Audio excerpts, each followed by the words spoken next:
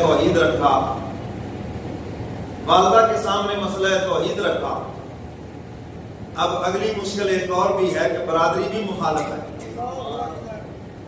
یہ ہمارے نجومیوں کا بھی ٹوٹکا یہی ہے نا، تیرے رشتہ دار تیرے بڑے مخالف ہیں، یہ رشتہ دار موافق ہیں کس کے بھائی؟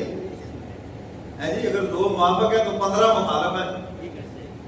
اس دھرتی کے اوپر حضور علیہ السلام سے بڑا کوئی اخلاق والا نہیں ہے، حضور سے زیادہ کوئی میٹھی زبان والا نہیں ہے، تو حضور کے رشتہ دار حضور کے مخالف نہیں تھے؟ چچا پیچھے تالیاں بھی پیٹتا تھا اور پتھر بھی مارتا تھا، لوگوں سے کہتا تھا تمہیں کیا ہو گیا، ہمارا ہی تو بھتیجا ہے، سردار ہم ہیں، بڑے ہم ہیں، ہم سے بات کرو، اور تم کہتے ہو کہ جناب یہ نبی ہے، کیا ہو گیا تمہیں؟ تو میرے محترم سامعین، یہ رشتہ دار تو نبیوں کے بھی مخالف تھے، آپ کس بات کی بولی ہیں؟ ابراہیم علیہ السلام نے دیکھا قوم بھی مخالف، رشتہ دار بھی مخالف، اور کوئی ان میں چاند کا پجاری ہے، کوئی سورج کا پجاری ہے، کوئی جناب ستاروں کا پجاری ہے۔ کس کا پجاری ہے؟ آج کل بھی ستاروں کے پجاری ہیں یا نہیں؟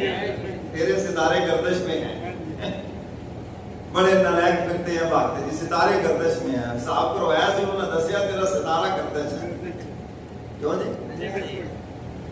تو میرے محترم سامعین، یہ ہاتھ تو پرانے ہی ہیں، ہتھکنڈے رہے ہیں، بس پرانے کام ہے یہ جہالت کے۔ تو یہ ستارے بتارے کچھ نہیں ہے بھائی، جس دن تمہارا یہ یقین کامل ہو گیا کہ سب اللہ کے حکم سے اور اس کے فضل سے ہے، بس جب وہ مہربان ہو جائے گا ساری دنیا سیدھی ہو جائے گی، اور جب تک وہ مہربان نہیں ساری دنیا کچھ تمہارے کام نہیں آئے۔ جس دن یہ یقین کامل ہو گیا تو ابراہیم علیہ السلام آگے پھر قوم کے سامنے، قرآن کریم نے ابراہیم علیہ السلام کی تقریر کو محفوظ کیا، وہی آپ کو سناتا ہوں۔ فرمایا وَكَذَلِكَ نُرِي إِبْرَاهِيمَ مَلَكُوتَ السَّمَاوَاتِ وَالْأَرْضِ وَلِيَكُونَ مِنَ الْمُوقِنِينَ۔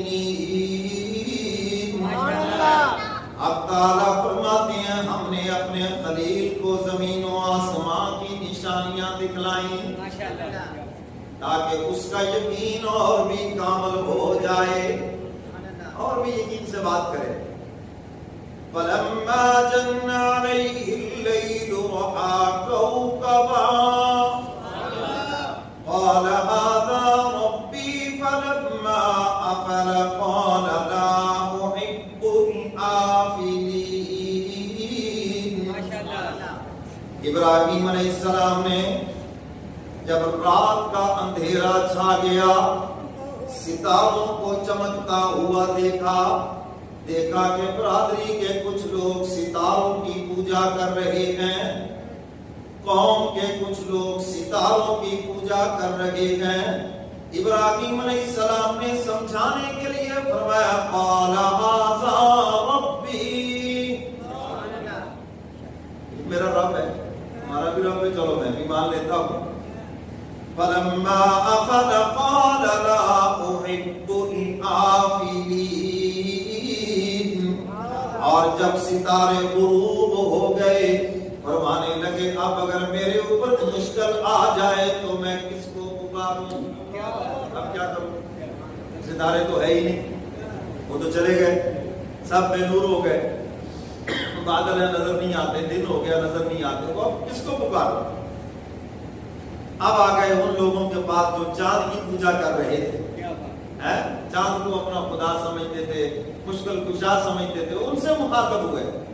فَلَمَّا رَأَى الْقَمَرَ بَازِغًا قَالَ هَٰذَا رَبِّي فَلَمَّا أَفَلَ قَالَ لَئِن لَّمْ يَهْدِنِي رَبِّي لَأَكُونَنَّ مِنَ الْقَوْمِ الضَّالِّينَ۔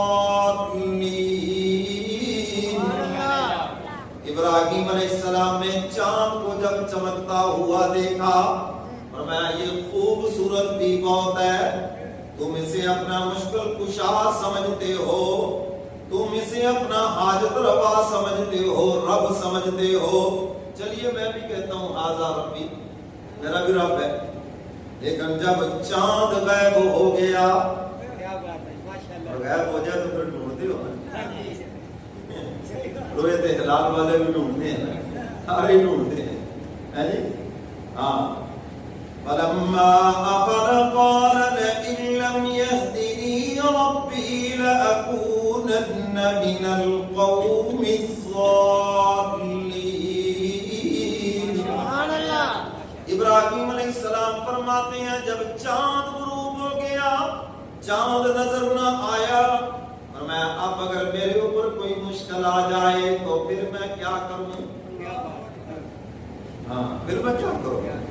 تو کہا میری قوم کیا گمراہی میں تم مبتلا ہو، یہ چاند بھی الہ ہونے کے لائق نہیں ہے، یہ بھی رب ہونے کے قابل نہیں ہے۔ اب کچھ لوگ وہ تھے جو دن کو سورج کی پوجا کرتے تھے، ابراہیم علیہ السلام ان کے بھی مخاطب ہوئے، ان سے بھی مخاطب ہوئے۔